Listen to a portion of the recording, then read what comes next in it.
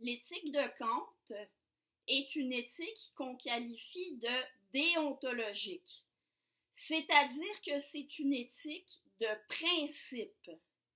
Les éthiques déontologiques se distinguent des éthiques conséquentialistes, selon lesquelles la morale est une question de conséquence davantage qu'une question de principe.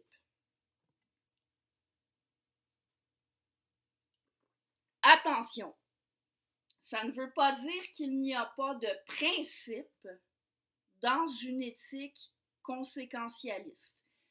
Dans n'importe quelle éthique, il y a des principes. La question, en fait, ce qui distingue les deux types d'éthique, c'est à quoi est-ce qu'on accorde la priorité. Dans une éthique déontologique, agir moralement, c'est se conformer aux principes, alors que dans une éthique conséquentialiste, agir moralement, c'est agir de façon à obtenir les meilleures conséquences possibles.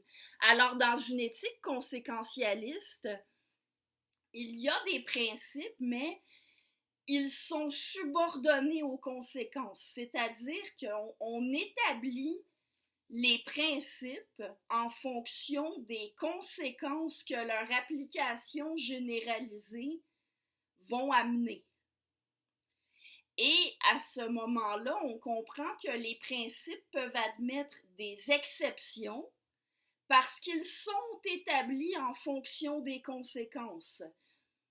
Dans des circonstances où les conséquences à attendre du fait de suivre les principes sont mauvaises, une éthique conséquentialiste commande de déroger aux principes.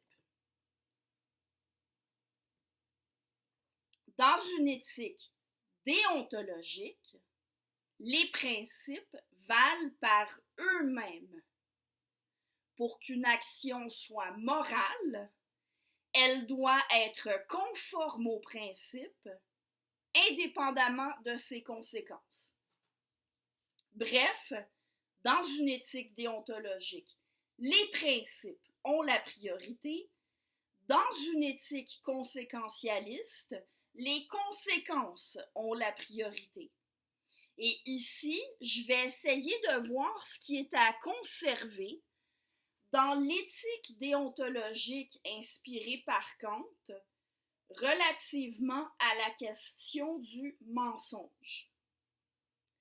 Alors, le principe d'inspiration kantienne que je vais commenter ici, c'est celui d'impartialité. Pour ceux qui connaissent Kant, je m'inspire de son principe d'universalisation. On pourrait résumer ce principe-là de la manière suivante.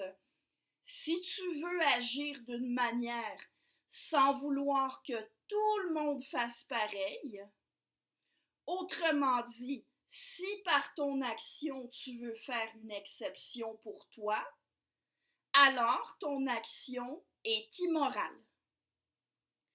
Le principe d'universalisation tel que conçu par Kant n'admettait aucune exception, peu importe les circonstances, peu importe les conséquences auxquelles on pouvait s'attendre.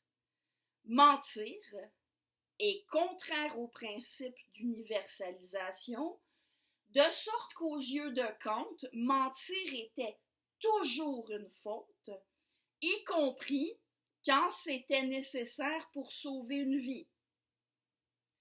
Bien peu de gens sont prêts à suivre Kant jusque-là.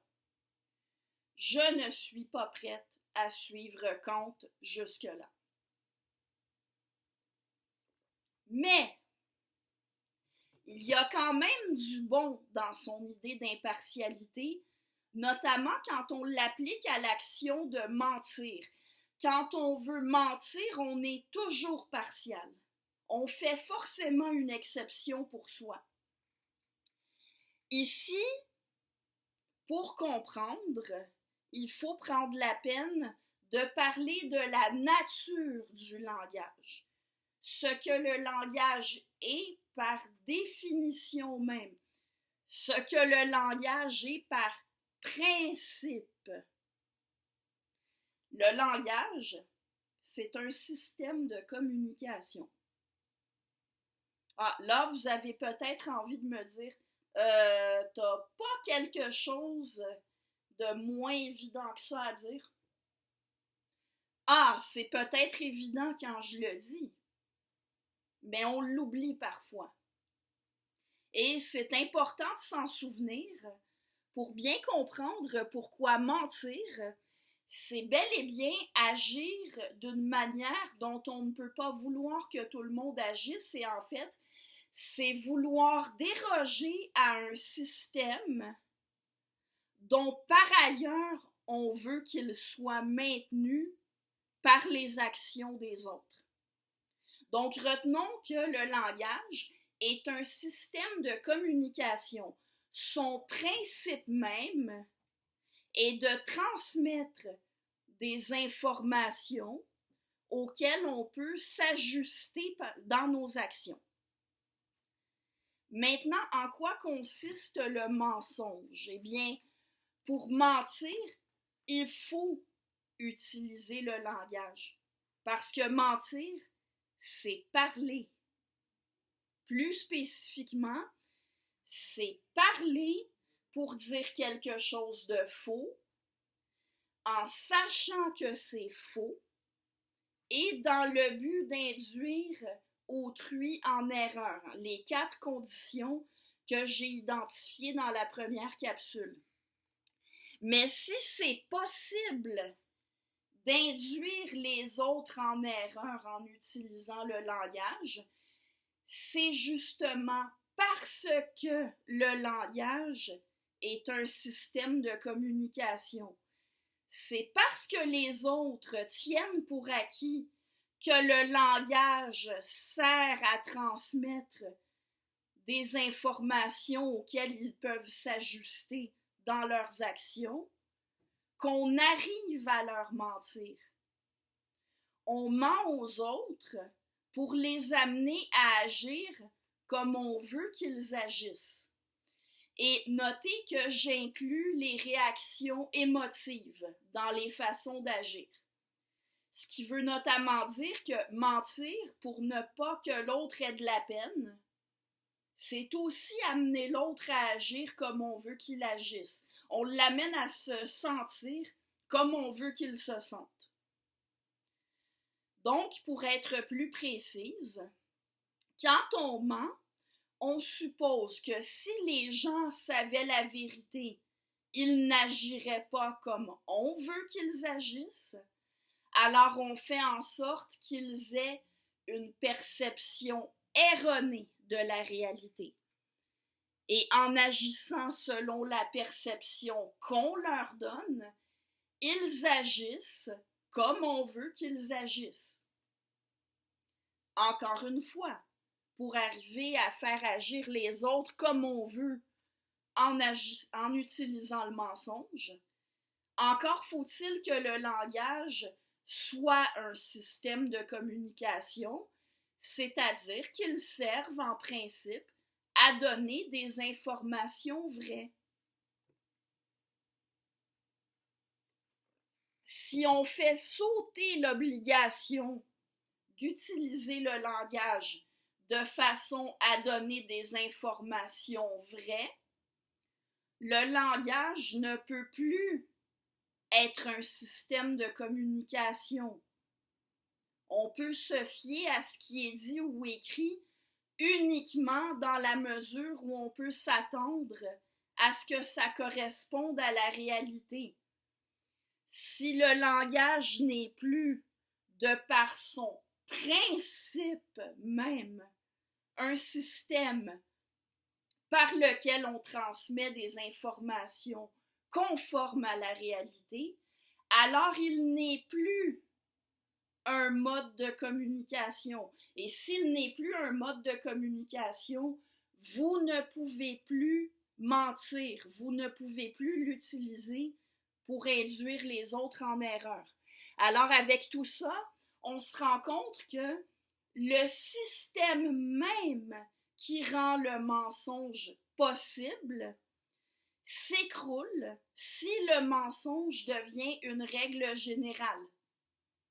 Autrement dit, quand vous voulez mentir, vous dérogez à un système dont vous voulez par ailleurs qu'il soit maintenu.